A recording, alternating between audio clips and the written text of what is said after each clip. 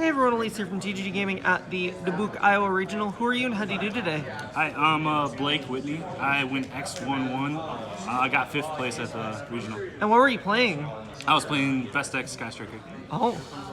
Anything you want to say before we get into the deck profile? Any shoutouts or anything? Shoutouts to the team, people that brought me here. Got Spencer right here, Caleb, Greg, everyone back at home from Wisconsin. Yeah, that's about it, pretty much. We'll just get straight into it then. All right, cool. So starting off the deck profile, you can't go wrong. You have to play 3 Ray. Weird. With the rose ratios, I've always been on 1 rose, partially because I only have 1 Starlight, so I use that as an excuse. But for a multiple round tournament, you do want to play 2 rose just for the consistency factor.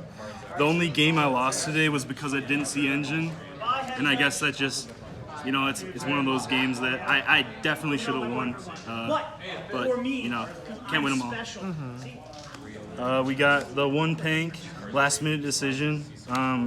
Prior to today, I was on the Gamma package, and I swapped out of it last second to play Nibiru, as well as just a good universally going second Pinkertops. I was a little bit afraid of Winda. Then we got the hand traps, so I'm on 3 Ash, 3 Veiler, 3 Imperm. These don't ever change. Then we got the 2 Bell. This serves as a dual purpose in the main deck, not only as a card to hate Graveyard, because there's Graveyard hate is pretty good this meta, but it's also dual purpose is to protect your array and your own plays. Then we got the 2 Ogre. I was kind of not 100% on this card, but I'm glad I played it. I just wanted more stuff for the Spright matchup, as it was a more difficult matchup that I thought. Well, actually for me, it was partially a little bit difficult to beat Tier because I wasn't well versed in the matchup as it was. So we played 2 Nib.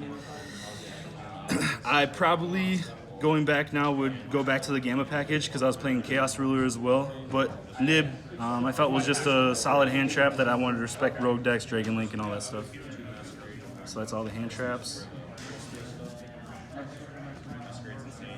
We did play 2 Mine.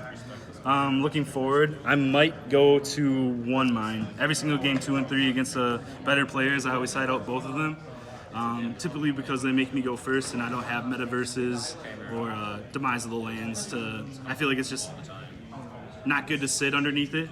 Just good as tempo. The only time I activated it this tournament, it was outed by a hard drawn smashers after 2 turns of trying to get tempo out of it. Then we got the consistency cards, Rhoda, Terraforming. These are essential in every single striker deck.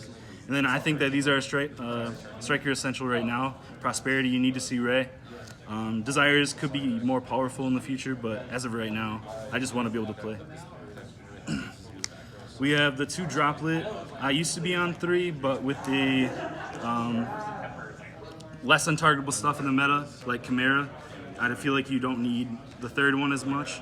I was afraid of Avermax, but I have something in the side that I felt was decent enough to prepare for it. We're on the 3 Widow. Can't run any less if you're blind second. The best card in the game. Got multi-roll, Hornet Drones, Shark Cannon. We just mained the 1 Shark Cannon, even though it was a graveyard hate meta. Field Spell, Afterburner, and then people are trying to talk me out of this, but Ego Booster is coming clutch way too many times. Every time I cut it out of my deck, it feels like I need to put it back in.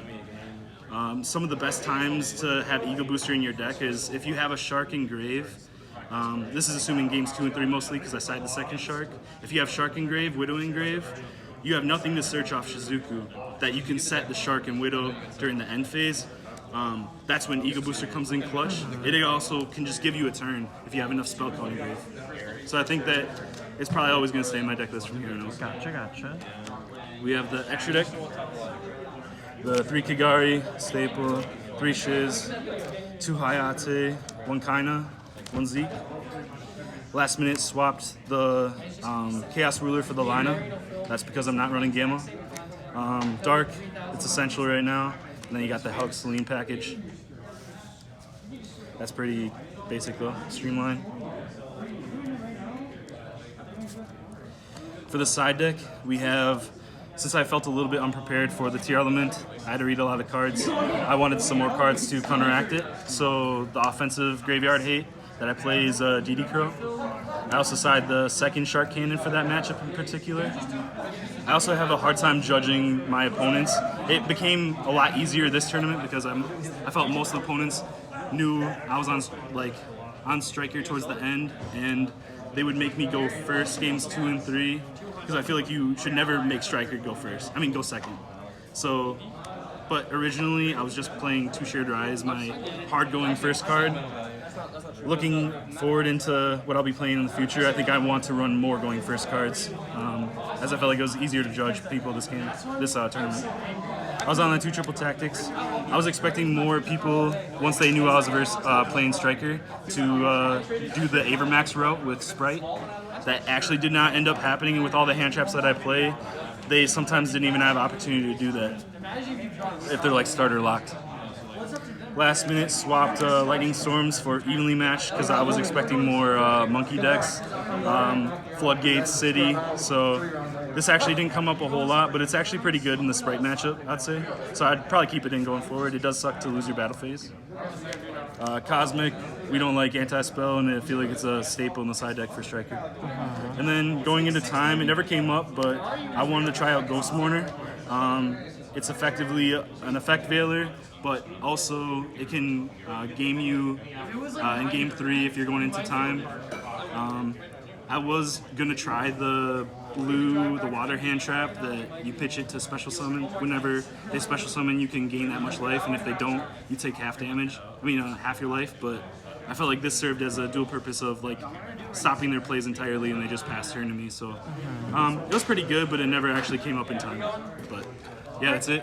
Anything else you want to say before we close on out? Strike your best deck, that's it. Alright, well, thank you for the extra file. Hopefully we'll see more from you soon. Make sure you guys like, comment, subscribe. We'll see you guys next time. Bye, everybody. Thanks.